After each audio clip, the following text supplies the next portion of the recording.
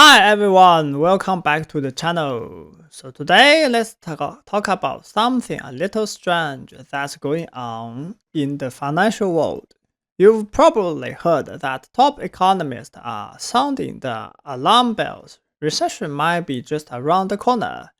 Goldman Sachs says there's a 45% chance of a recession in the next 12 months, and over at Apollo Global, their chief economist is saying it's more likely 90%. But here's the weird part. The stock market doesn't seem to care. Seriously, while the experts are throwing out warning signs, investors are out here partying like it's 2021. The S&P 500 just wrapped up a 9-day winning streak, its longest in nearly 20 years. It's rebounded about 10% from the dip we saw after President Trump's tariff announcement in April, and now it's only down around 3% for the year. Not bad, all things considered. So what's going on here? Well, it seems investors are betting on two things: solid economic data and the hope that the global trade will stop. Yeah, that thing is going to come down soon. Take last Friday's jobs report. For example, it looked pretty strong, and even though there's all this drama about tariffs, inflation, and global slowdowns, US consumers are still spending. In fact, inflation-adjusted household spending jumped 0.7% in March, way more than expected. Some folks think people are buying earlier before tariffs raises price even more. Makes sense, right? Visa even reported that they are not seeing any big pullback in consumer spending on their cards, so people are still swapping. But here's where it gets tricky.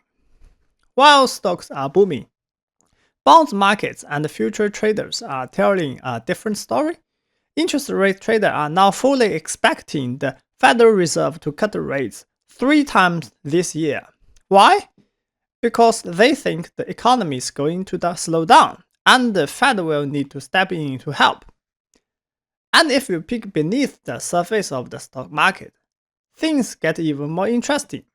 So sure, big tech companies have been leading the charge, but the so-called safe haven stocks like utilities and consumer staples are also doing really well. Meanwhile, the risk parts of the market, like energy and consumer discretionary sectors, are lagging.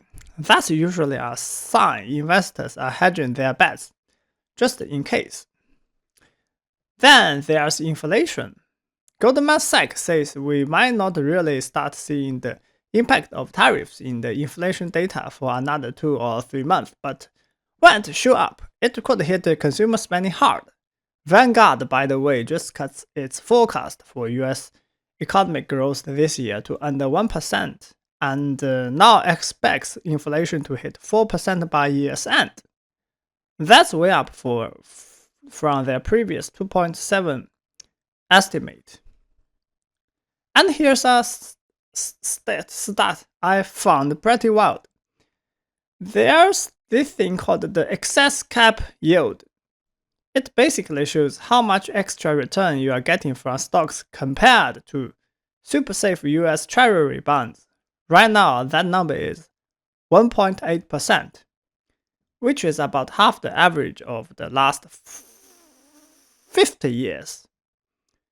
In other words, stocks aren't giving investors a lot of cushion if things go south.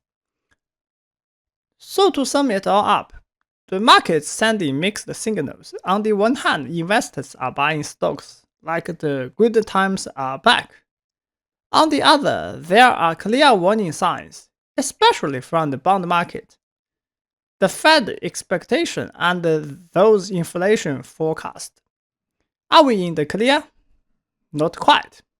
But for now, Wall Street seems to be rolling the dice on optimism. Let me know in the comments. Do you think the market being too naive? Or are the doomsday predictions just overblown? If you enjoy this breakdown, don't forget to like, subscribe and hit that bell so you don't miss our next deep dive. Thanks for watching, and I'll catch you in the next one.